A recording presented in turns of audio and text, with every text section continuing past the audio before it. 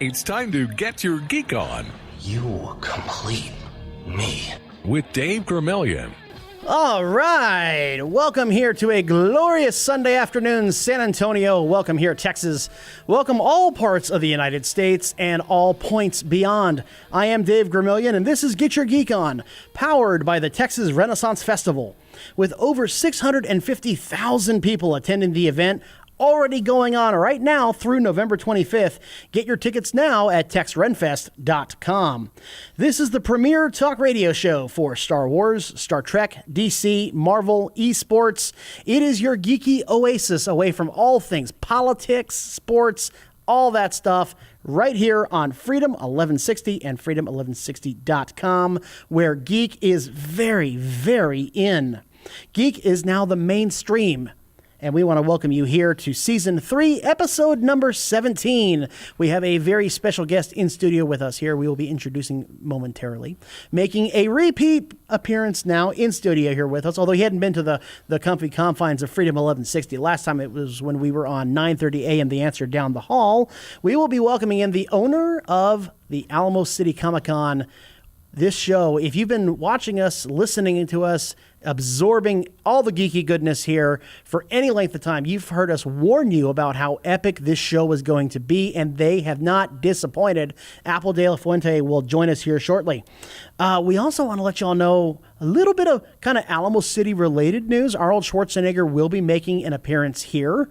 I imagine bringing as many state troopers as he can from the California State Trooper Association. A lot of Californians will be coming out. They'll love to see Arnold.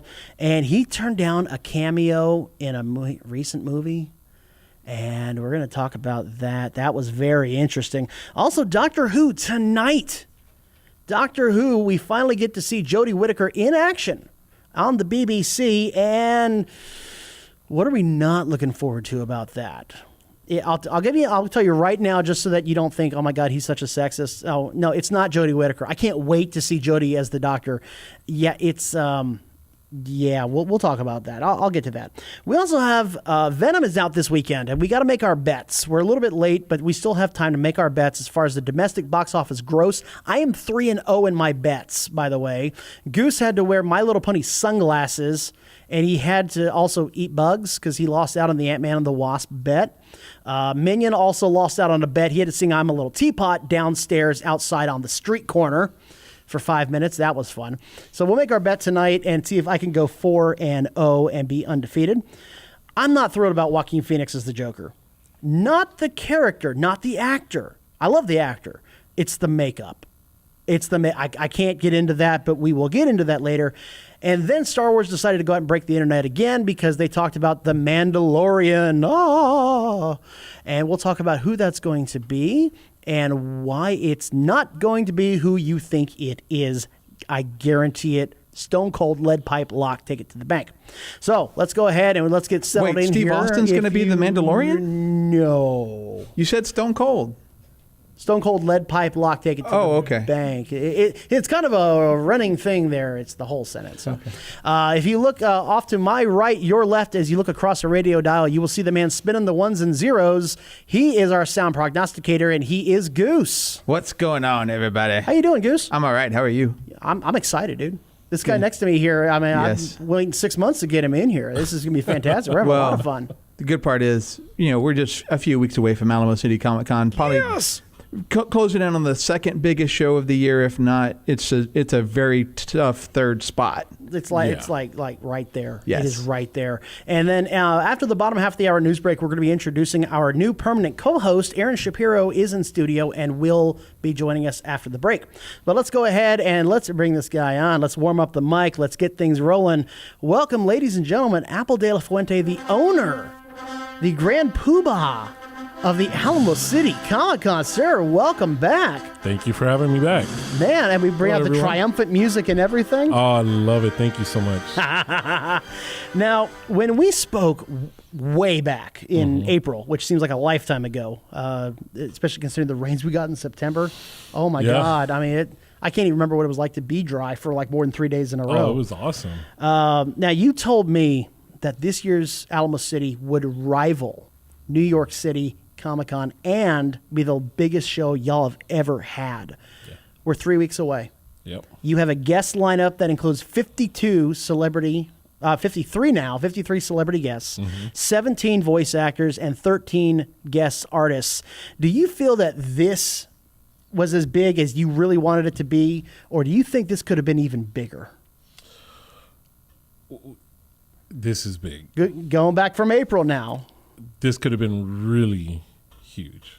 Bigger than what we get already? Yeah. I mean, we've got Arnold Schwarzenegger, we've got Rick Moranis. This is the first convention to ever have 4 Disney princesses under one roof. It's a big roof, but this is the first time that they've ever been together. it's the first time ever, including the original Tinkerbell. Yes, the original Tinkerbell makes her appearance here. We have so for the first many. time. We have the Craft. We have the Sandlot. We have Mike Quinn. Get Your Geek On alum will be in house, and you're telling me that it could have been bigger? It could have been bigger. Oh my God! Why do I have a feeling with 3 weeks to go, it's going to be bigger by the time it rolls around? Very smart man. See, Apple always has something up his sleeve. I know he does. There's no way y'all are done yet. I'll just say this. Okay. We have a sock hop this Saturday Okay. at Sam's Burger Joint. A sock hop. Yep. Okay. A sock hop of 50 style, and it is Riverdale style. And that's all I can say about that. What? Oh, don't ask a follow-up. Don't ask a follow-up. Don't ask a follow-up. Oh, man. Okay. All right. Goodness. In your mind, it's such this is going to be an enormous event. Yeah. You have a former governor of California coming in. Yep. Rick Moranis, his first show ever. And of course, this will be huge attendance. Yeah. But my big question, though, is, how do you feel about this organizational-wise? Do you think there's some criticism out there of shows in general, not yours, that some cons are just too big? Mm-hmm. Do you feel like y'all might run into that trap, that it's going to be just too big? Well, to those other shows, they've never been to Texas, and everything's bigger in Texas. Very true. That is true. Now, one of the criticisms about Alamo City that we've heard, not that we've made Right. At all, because we understand the nature of the beast. Right. But the public, they see these VIP package costs. Sandlot, $525. Right. Craft, $500. Rick Moranis, $800. Right. And the Arnold's $1,250 VIP. Yep. What do you say to those people, to the moms and dads that are listening right now, to the geeks in high school, college, and our age, Right. that look at these prices and their eyes bug out? Well, it's very much like if you own a house. And I can say, David, you own a house. Oh, that is so great. I wish I had a house. I wish I had this. But they don't see that you got DirecTV. They don't see that you got internet, that you have to pay for home insurance, water, electricity, dogs, whatever you have. If you have a pool, water, that is expensive. Right. Well, we'll be very transparent. For Alamo City, we have the venue. We have security, which are 3 teams of security. We have our celebrities. Right. We have their flights, hotels. We have the staff of the Alamo Dome. We have internet. We have our expo team. We have all these things that go associated with putting on a show. When people see those prices, they can see it as, oh, Alamo City's gritty. There has been years where we've never been profitable. Oof. This is a love.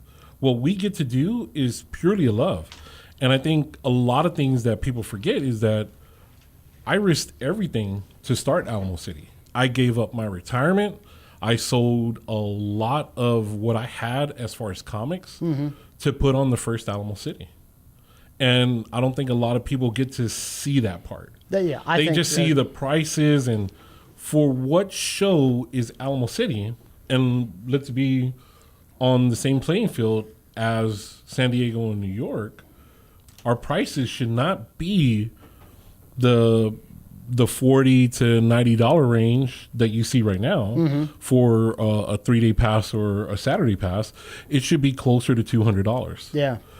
But for Alamo City, we try to always maintain, like, it would be great to earn $1 $1 million and just have $1 million, right?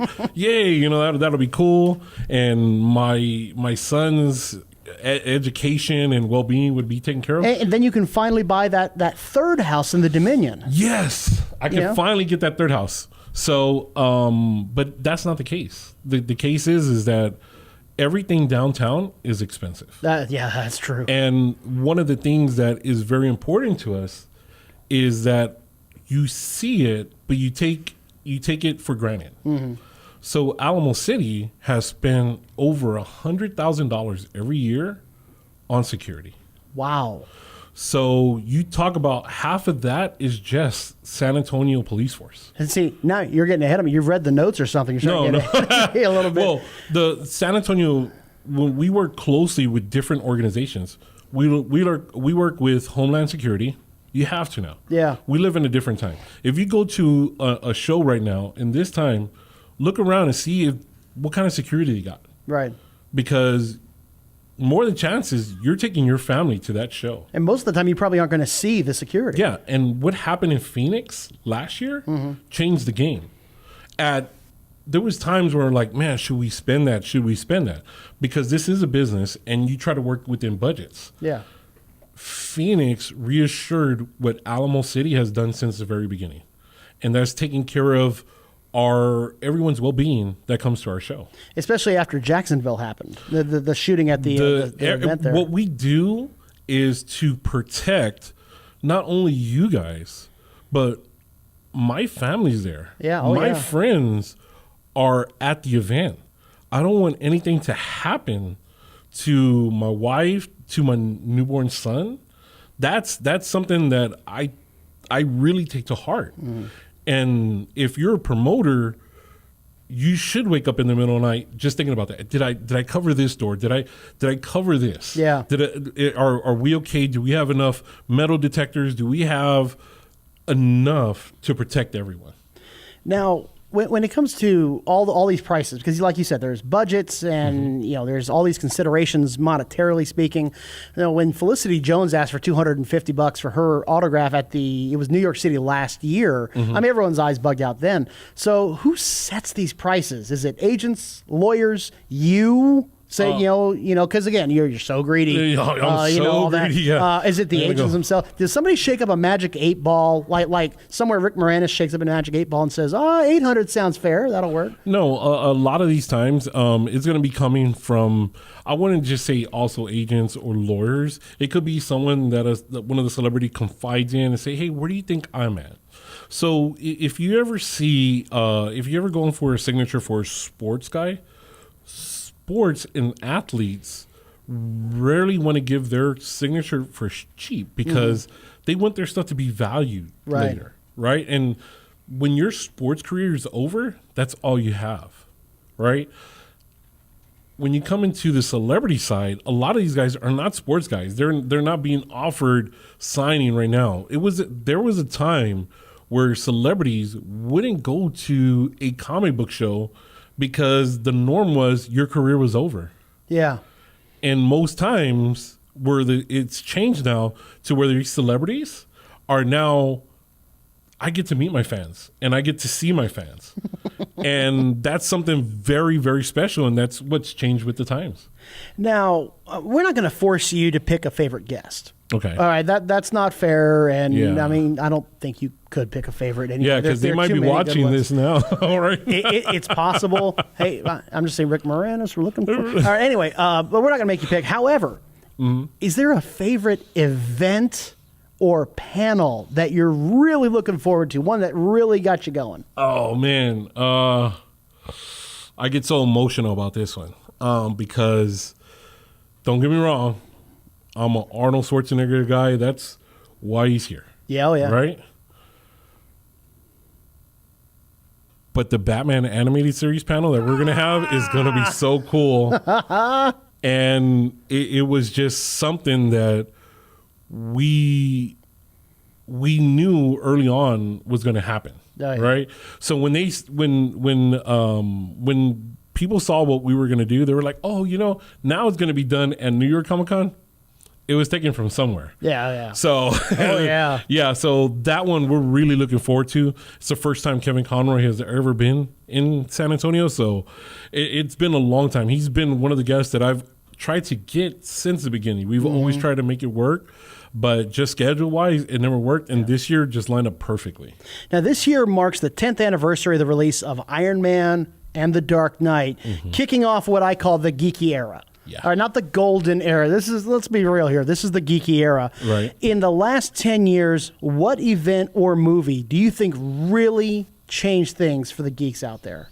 Because we had the X-Men trilogy at the turn of the century and all that, but in the last 10 years is when it really kicked off. So is there one thing that you think really flipped the page? I think there's something in there that not just movie geeky-wise, but a TV show. And that's The Big Bang Theory.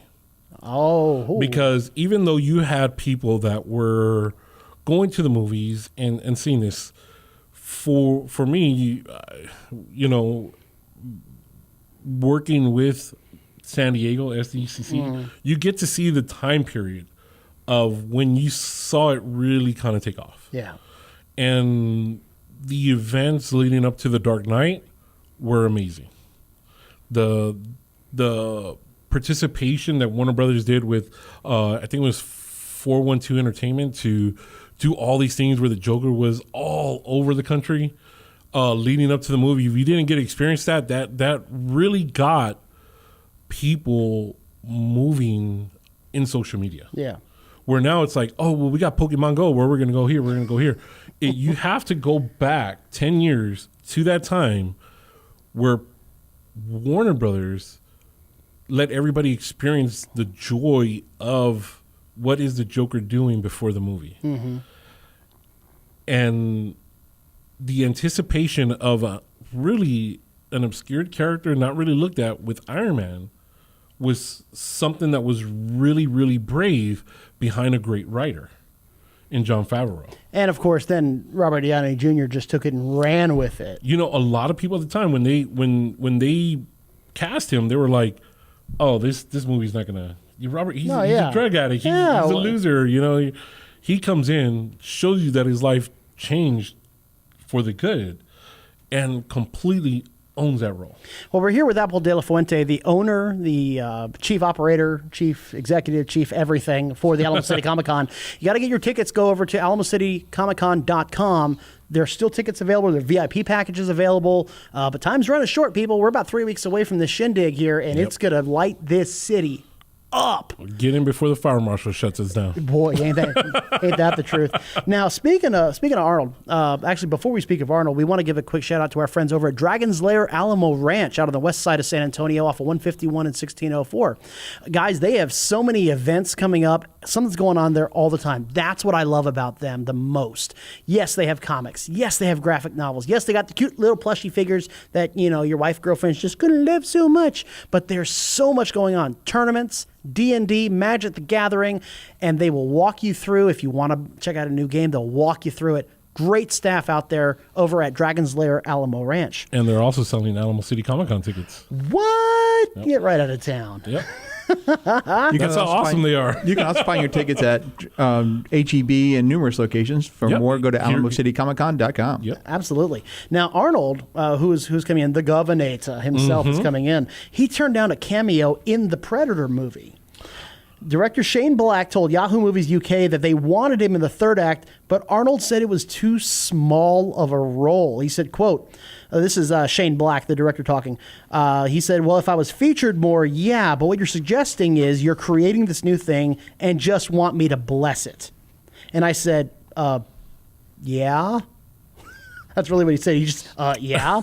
And so I was not surprised when he said, look, I wish you luck, but that's too small of a role for me. You think that was a mistake not having Arnold in the Predator movie? Well, I kind of know a little bit more in depth on that because I heard firsthand what Arnold didn't want is to his fans just to go there expecting, oh, I'm going to see Arnold. And they don't get Arnold. Arnold loves his fans. And he thinks that if his fans are going to pay for an Arnold movie, they need to pay for an Arnold movie where he's giving his all. So I know that a little bit more being and understanding from his camp where Arnold was in that, and he just didn't look. They were going to offer him a lot of money just for that cameo. He turned down a lot of money to save really the fans that are of Arnold Schwarzenegger in the Predator universe. Well, I also wonder, I think it might have been a good move for Arnold considering the movie just about broke even. It got a 34% on Rotten Tomatoes. Well, I know a little bit more. So I know the it's ending funny. the ending of Predator, they had to rewrite it because they were banking on Arnold to say yes. Oh, no. Yeah. So they had to scramble at the last minute to change that ending. Yeah. Ooh, Some okay. people say they should have changed it again. Yeah. Maybe they should change it to something that, worked. People always say third time's the charm. So That's true. And It's like the Wayne World awesome ending. That was the sucky one. Now we're gonna have the Arnold ending. Yeah. Now we're gonna have the super mega happy ending. well, no, because then what you'd have to do, you'd have to take each ending and have it in different theaters, like Clue did. Oh, Yes. that would be cool. So the Northeast gets one ending. Of course, the Southwest, including California, would get the Arnold ending. Of That course, would be cool. Pacific Northwest gets another ending. I don't know why more movies haven't done that.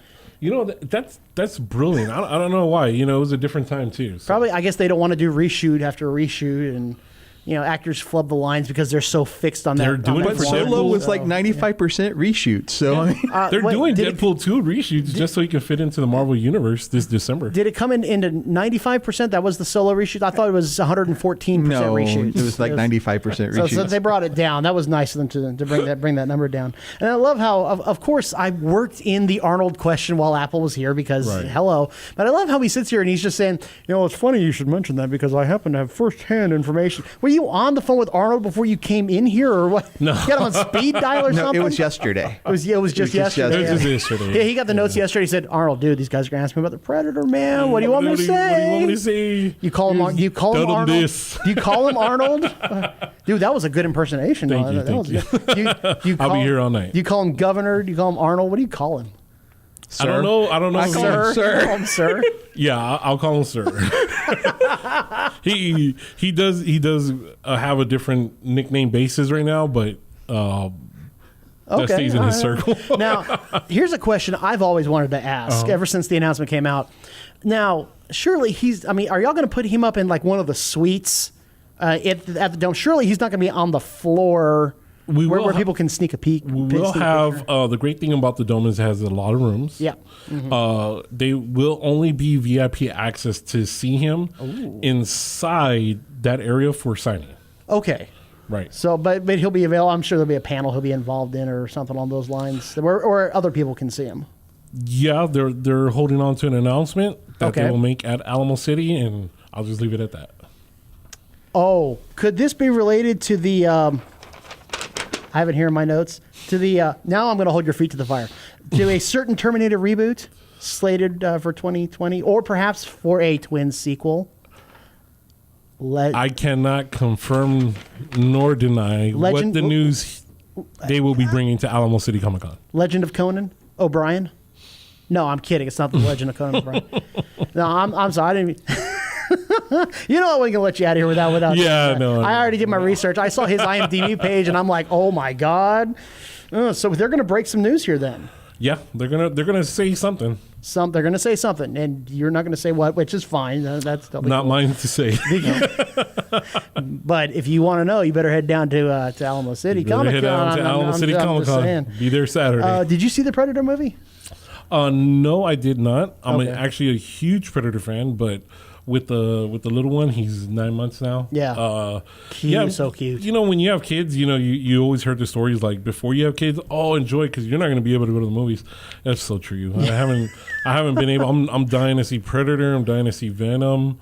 So, but luckily my wife, as amazing as she is, she's let me go to all the superhero ones when I'm able to go. So I was able to go to Solo, was able to go to Infinity War. Yeah. So You know what makes her really amazing? You know what makes her amazing? She puts up with me because I don't message you anymore. I've learned you don't answer. Yeah, so I hit up her and she has to put up Amanda's with the me. one who lets us know things. So. Yeah, that's she true. does.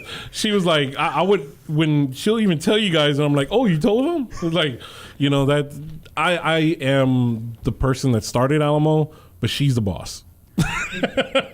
A wise thing to say. Yeah, even when you're the boss, the president still trumps you if it's your wife. The president trumps you if it's your wife. Okay, I like this. All right, that's how it's rolling.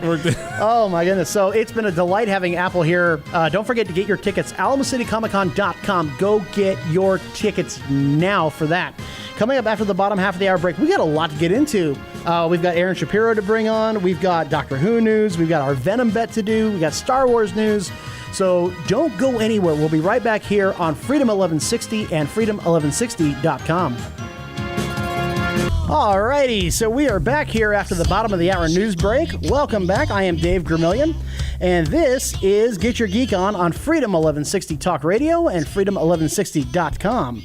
Powered by the Texas Renaissance Festival, which is going on right now. 650,000 plus are going to attend this event, starting now, going through November 25th. So you want to get your tickets now at TexRenFest.com.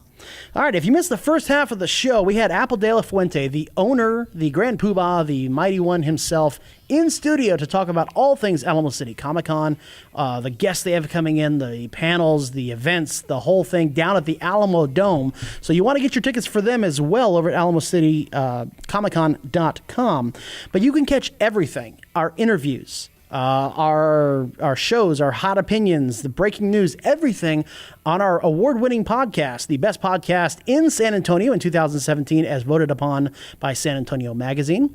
And you can check that now over at, here we go, we're going to go down the checklist. You ready? Here we go. Let's do it. Omni, Stitcher, Google Play, iTunes, Spotify. See, so there's Omni, Apple Podcasts, Google Podcasts, TuneIn, Stitcher, and Spotify. We're all over the place. We are. Wow. I love it. Everywhere. Fantastic. All right. So before we get into the news, I want to get a little bit of show news kind of tucked in here. So originally it was just Goose and myself when we first started. 2.5 years ago. 2.5 years ago. And the only reason it was me was because you couldn't shut me up. Not for lack of trying. That's true. That's for sure. So then we brought Minion, Peter Gonzalez, who is the current architect over at the Star Wars Society of San Antonio. He was our co-host for quite a long time until this spring when he said he wants to take a step back from, like a bunch of things. And that was cool. And this was one of them. So we wished him luck. He still works with us, still supports us, just not on air. And then we brought in Alex Chavez, who is affectionately dubbed Clickbait. And he came in knowing it was temporary. He was cool with it being temporary. He just wanted to help out. Big fan of the show. And so he came on and filled in. And now he has been phased out. We gave him a little farewell soiree at SeaWorld San Antonio's Howl-O-Scream, where he got to do his very own interview, his only interview. So that was nice. He did a terrific job, too. You can see all of our interviews, by the way, at Facebook.com/GYGO Radio. And now we are proud to introduce the winner, essentially, of the rather lengthy co-host search. Hey, I was very thorough, took my time, wanted to make sure I got this one right, and I think I did. We want to welcome in Aaron Shapiro is now joining us in studio for the very first time. Yep. Well, yeah. Very first time. Well, I was here. They made comments. He's joining us on camera for the very first time. Yeah, there you go. On camera, on mic, on Dasher, on Dancer. You're here. So. Well, the rest of it. And whenever I asked Dave about this co-host thing, here's what he said. We have top men working on it right now. Who? Top men. Absolutely. Of course, it was just me. Just you. It was just me. So, it was just you. Top man, I guess is. And I'm glad I'm here. I'm glad I was able to pass your trial by fire kind of thing. Well, then we gave you 2 weeks to listen to make sure that this is what you really wanted to do. So like, dude, are you really sure you want to join this madhouse? Are you the nut house over here? Okay. Because the Facebook video and the podcast, only the radio show, only show so much. Ain't that the truth? That is true. And thankfully, I think it's in your honor of being the newbie that Goose is actually wearing pants right now. So that's it doesn't happen often. It's Thank true. you. It's true. I so appreciate that a lot. We also wanted there really is no good segue into this, but we want to talk to you about our friends over at the Heroes and Villains of Cosplay here in San Antonio. You may have questions about cosplay. You may want to do cosplay, but you're worried that your garb doesn't look screen accurate, or you're not sure who to cosplay. None of that matters to the people at Havoc, Heroes and Villains of Cosplay. They're more than willing to help with your costume. They can answer questions about your costume. And they're just a great bunch of people who like hanging out and being geeks. watch movies, play games, do volunteer charity work. It's a great bunch of guys over there, heroes and villains of cosplay here in San Antonio. All right, so with that being said, let's get into your very first news segment. And I feel so happy. It's a whopper because we're talking about some Doctor Who news. It's just a jump to the left. Put your hands on your hips. That music given to you courtesy of the Hillywood Show. You can find them on YouTube. Search for not Hollywood Show, but Hillywood Show. Watch their Suicide Squad. Oh my God, it is fantastic. You'll love that one. All right, so Hold on, that's not all you can find on YouTube. Oh, that's not. Oh, what else can you find You on can YouTube? also find most, if not all, of our archive shows. They're at tinyurl.com/GYGO YouTube. Outstanding. So, with Doctor Who premiering tonight, we finally have ourselves a new Doctor. And I'm excited for Jodie Whittaker. I think, all the talk, there was a lot of talk, by the way. She takes over for Peter Capaldi.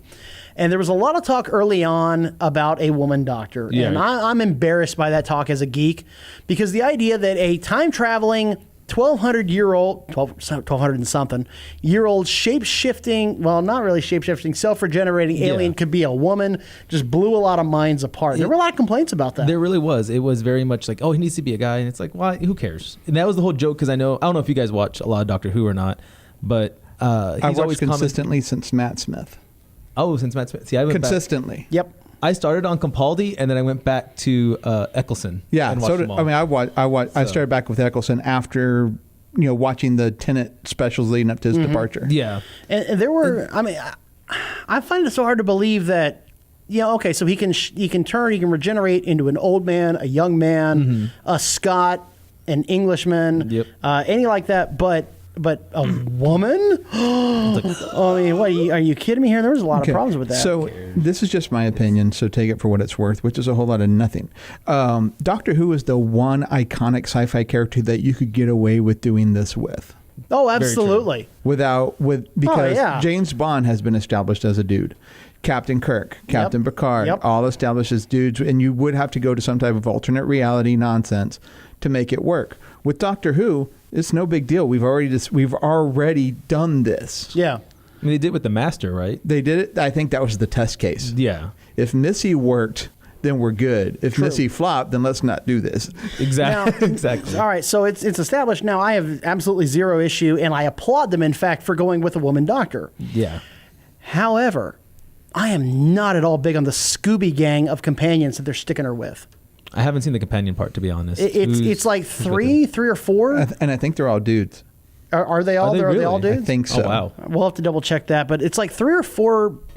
Now she's gonna have 3 or 4 companions. It's like Buffy in her Scoobettes, essentially. Well, I'll have to watch tonight on the BBC America when it airs. Yep. But I was very disappointed in that. I think it's a mistake.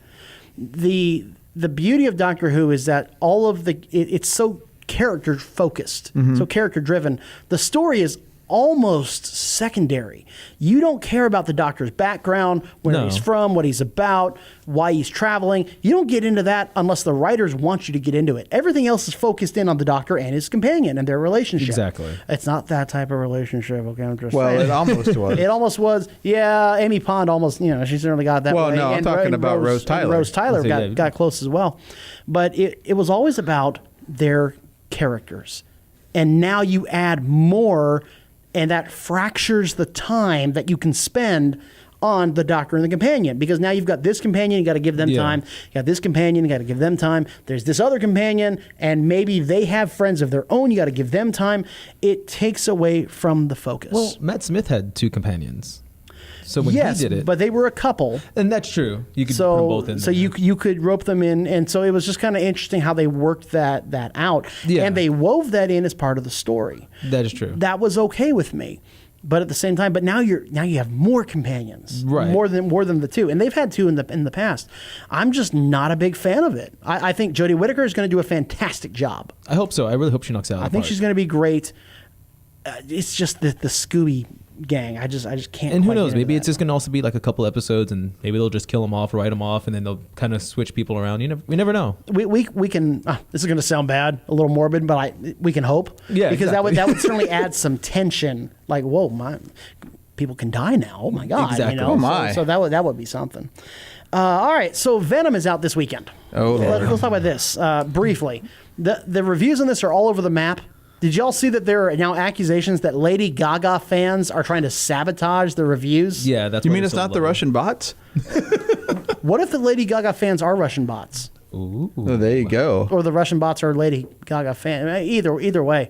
So it's tanking at Rotten Tomatoes. Yes. Which Rotten Tomatoes is professional critics. Okay. Yes. They're not. You can't just bot your way through that. They go to get the Cracker Jack box. They open it up. They get that little degree. That Oh says yeah, they know the secret handshake and everything Yep. now. So I think it's at 24% on Rotten Tomatoes. I think it's the last time I Good. saw I'm it. glad. So I'm very glad for that. Have hope. yeah. So here's the thing: we have to set up a bet.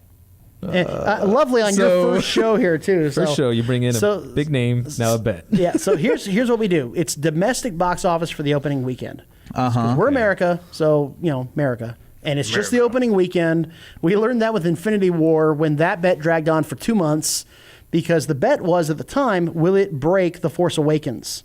Okay. So we had to wait for the theatrical run to end. Makes sense. Which took forever. So that we're not doing that again.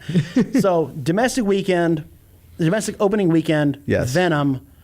I'll go first. Yeah. So that you get a little time to think. Think Do on we this. need to Well, tell don't him forget- about the rule that we instituted? Oh, that's right. Yeah, There's a rule. you cannot pick if you're the third person to pick. You cannot pick the exact middle of the first two. Okay. So if somebody picks 10 million and somebody picks 20, no fair picking 15. Okay. It doesn't work That makes that way. sense. That makes sense. I will kick this thing off and I will say 55 million. 55. I okay. originally said 60. You did. But I think there will be just enough of an impact from the negative reviews and the Gaga the bots. trolls and all that. So I'm going to revise my estimate, and my official bet will be $55 million the opening week. All right. Now we'll let our new guy go next. Okay, so looked it up, and the budget's $100 million for this film. Yes. So giving them 55. I mean, that's a huge tank. I don't think it's going to do that bad. I think Marvel people are still going to go. I think it's still going to get Tom Hardy fans because a lot of people love Tom Hardy, and they're going to go Those see people him are just wrong. to see him. That's why they put a mask on him. Like, look at all his movies. Bane, he has a mask on. Venom, he has a mask on. He You don't does see not him. have a mask on in Star Trek Nemesis, and he should. That's why they now put it on him. All right, so what's your bet? I'm going to say 80 million. I'm going to 80 say million. it's going to get there because of the fan base. Wow, okay. I think it's going to make it. Okay, so he's Okay. got 80, I got 55. So can But I still pick taken. within that range, or am I stuck to go on either side of that? Oh, that's a good point. I see that. It's well, you can't pick exactly in the middle. No, that's 25, so I cannot pick 67 and a half. No. But and, and don't be cheap and say 67. No. I honestly, I was going to say what your original one was. 60. I was going to say 60. You can go 60 if you want to Okay, go then 60. I'll go 60. Okay, all right. So I'll go 55. Goose goes 60, and you're going way over the top of 80. It's going to tank, but I don't think it's going to be that bad. The consequence for this bet we're Now going I'm to work scared. on. We'll think of something. Eat a By the way, live spider maybe. You've Oh. committed yourself to a bet that you don't know what the consequences are. Yeah, I know, but he just got me in spiders. He got me on spiders. You're wearing a spider on your shirt, man. I mean, I love Spider-Man. Doesn't mean I like a tarantula in my mouth. He's wearing a Spider-Man on his shirt. Man. Yeah, Man. okay, that's how that Yeah, works. Okay, man. gotcha. A lot of mans. All right, so we'll work on the consequences later. So that'll be our bet for Venom. All right, so let's get into we got a little bit of time left here. We got two topics to get to, and the first is one that I've been wanting to get into for a while now. I wanted the fervor to die down. Everyone's talking about Joaquin Phoenix as the Joker. I wanted to wait for it to die down before we jumped on the bandwagon. So let's talk about that.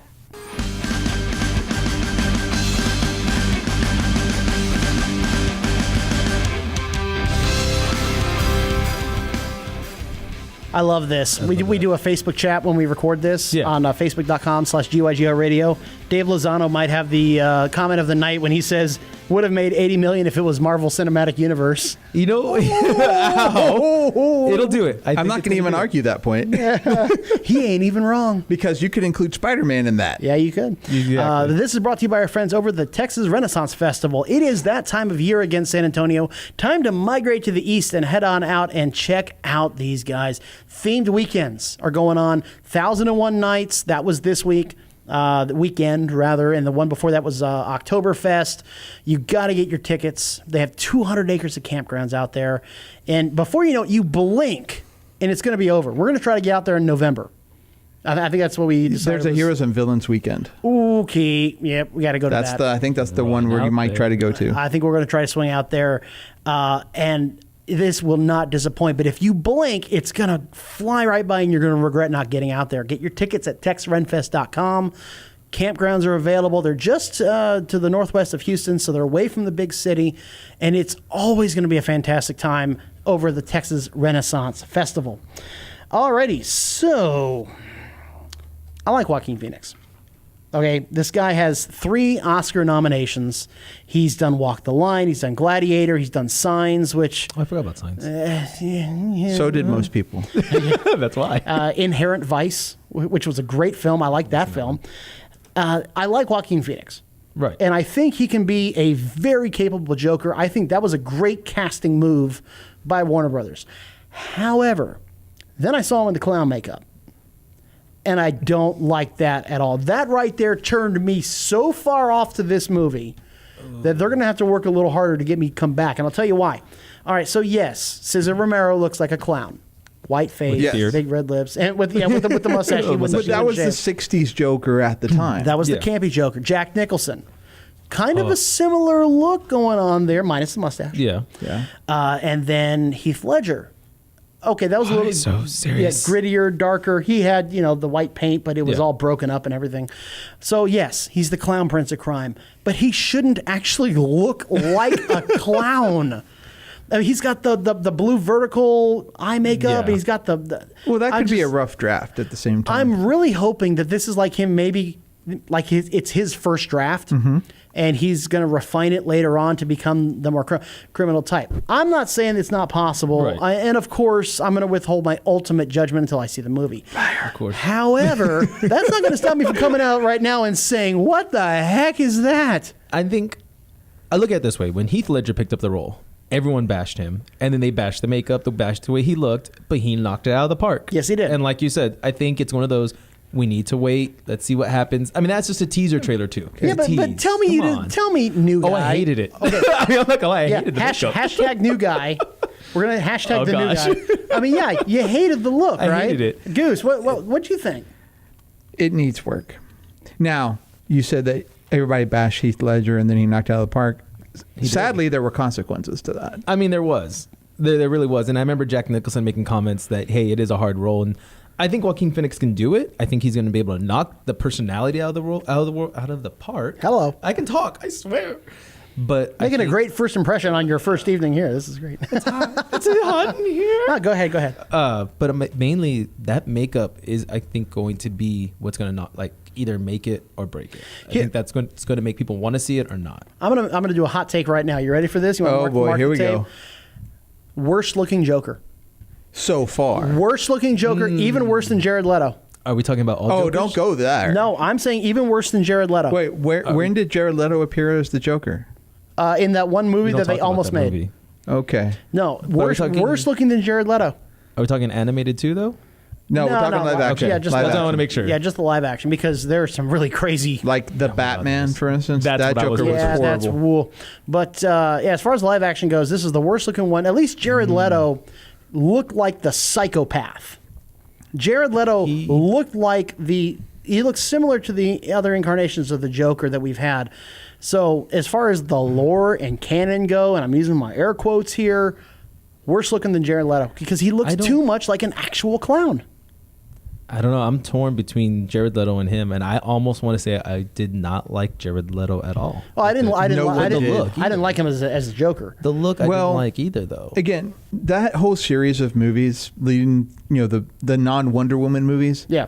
have this bad habit and had the bad fortune of being in a really interesting time in DC Comics. And their source material at the time had a lot to be desired. True. The New 52 was just stupid from the get-go. Yeah. And that was the source material that the DCEU had to work from. And that's sad because our movies deserved better. But when you get the New 52 and you get Zack Snyder, bad things happen. True. And that was felt through Justice League, with the exception of Wonder Woman. Now, I'm on record about Suicide Squad. I'm on record about Jared Leto's Joker. I'm on record there. In fact, we're on record as saying there's only one good thing about that movie. As I recall, there was only one good takeaway from the Suicide Squad movie. Which was? Hang on. We're stalling for time. It was not Jared Leto. So I did not like his Joker. I did not like his take on it. Joker? But there was one good thing about that movie. Nothing was good. We're bad guys. It's what we do. That was it. That's about right. That was it. So, but it is too much. I don't think like a clown. I don't know. Too much like a clown. All right. We're bad guys. It's what we do.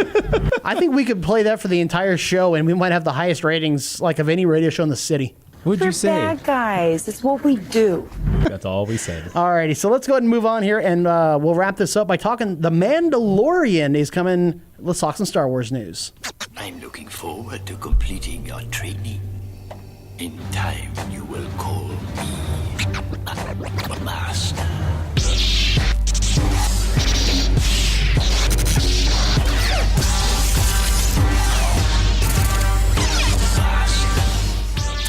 Alrighty, so The Mandalorian. Jon Favreau came out on his Instagram and he posted an opening scrawl. I'm sure it's not the opening crawl, he just put it out there in that format. After the stories of Jango and Boba Fett, another warrior emerges in the Star Wars universe.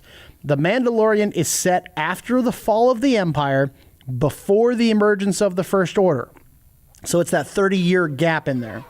We follow the travails of a lone gunfighter in the outer reaches of the galaxy, far from the authority of the New Republic. Oh.